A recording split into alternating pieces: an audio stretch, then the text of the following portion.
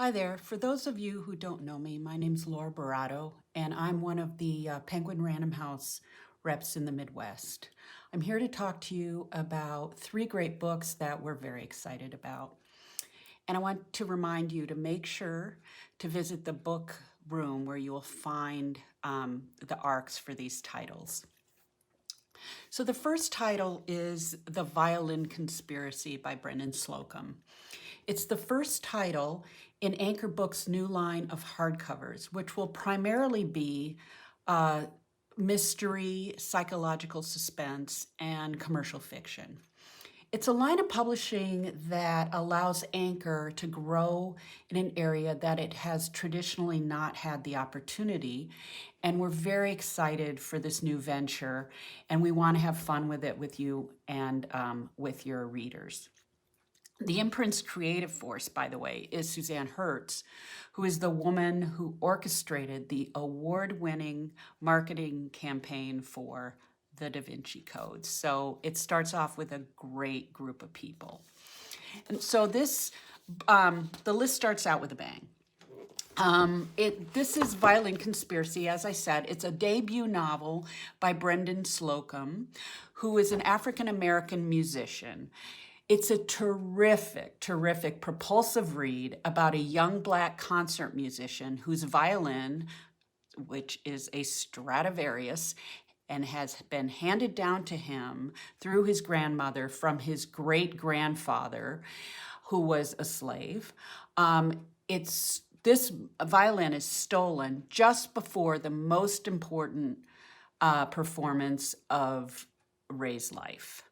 At the same time, both the descendants of the man who enslaved Ray's grandfather and Ray's own crazy family, they're quite the characters, by the way, are claiming that the violin belongs to them and that Ray needs to sell it and give them the money.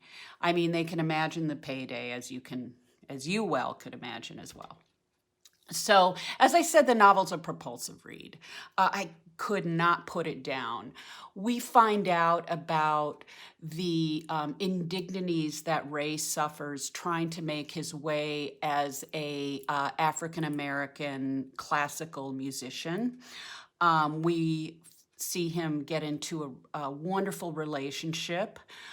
We want to know who stole the violin.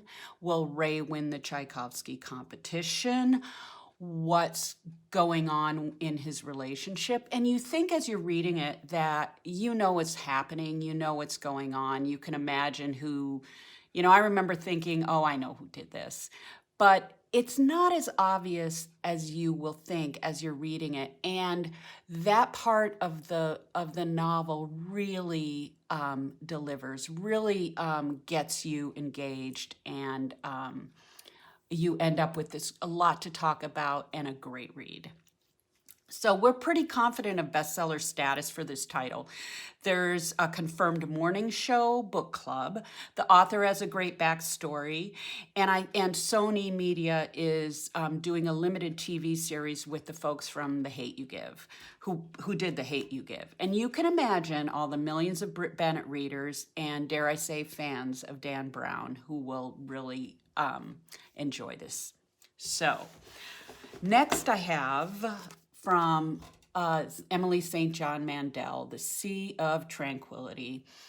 This is just such a thrill to be publishing her again. I love everything she's done, but I have to say that this is really my favorite. It's a standalone and a prequel. And a sequel, sorry. And here she weaves together characters from both Station 11 and Glass Hotel. So those of you who have read that, you will recognize some of these characters, but you do not have to have read these books to get this novel wholeheartedly. So that is absolutely not a prerequisite. So this book was inspired, she wrote it during the pandemic, and it was inspired by the pandemic. It was inspired by her missing the world and being locked up, as we all were. If I could describe the theme, I would say that it's a book about the connection to the way we live our lives and what we believe our reality to be. So the novel features time travel, the power of art and beauty, and it weaves together these three storylines. There's Edwin St. Andrew, who's an 18-year-old boy excused from polite society in 1912 England, when he seriously offends everyone at a posh dinner party. After crossing the Atlantic, he arrives in the Canadian wilderness and hears a haunting sound of a violin that changes him forever. And then 200 years later, a writer on book tour travels the earth, but home is an ivory tower colony on the moon. Its gorgeous artificial beauty both comforts and unnerves her. Her best-selling novel has a passage where a young man hears a violin in a growing wilderness. So you see that connection there. And then finally, the third narrative string is a story of a detective in a city of black skies. And he is hired to investigate a strange occurrence in the Canadian wilderness and uncovers a writer trapped far from home during a pandemic, an exiled young man who is driven to madness, and the detective's childhood friend who is trying to change time to make the world better. And if you've read as I said, if you've read the other previous two novels, you'll see what she did there. But even if you haven't, you'll want to go back and read them, which is always good for backlist, right? It's thrilling, inventive, and totally readable. And it's a novel that both her fans and readers new to Emily will absolutely love and prepare to be wowed. We've got a big pre-sale campaign for this, and as you may know, Emily loves the indies. And finally, the third book is Lessons in Chemistry, a first novel by a woman named Bonnie Garmus. There's a lot of giddy excitement around Doubleday for this title. Everyone's crazy about it. There's so much potential. It's so much fun. It was, one of these world-breaking auctions. And once you read it, you'll see why. So the main character is Elizabeth Zott. She's a scientist at Hastings Research Institute in 1960s California. She works with an all-male team of dolts who don't see her as an equal. No surprise there.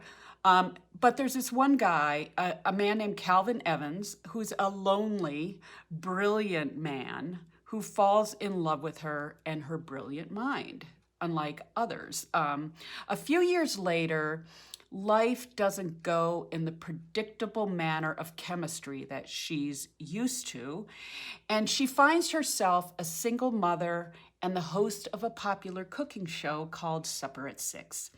But as Elizabeth's popularity grows with the Mothers of America, she sees a chance here to show women how they can change the status quo, and finds that, of course, not everyone is happy with it. So during her show, she kind of talks to women in a way that is meant to inspire them to do something about their lives.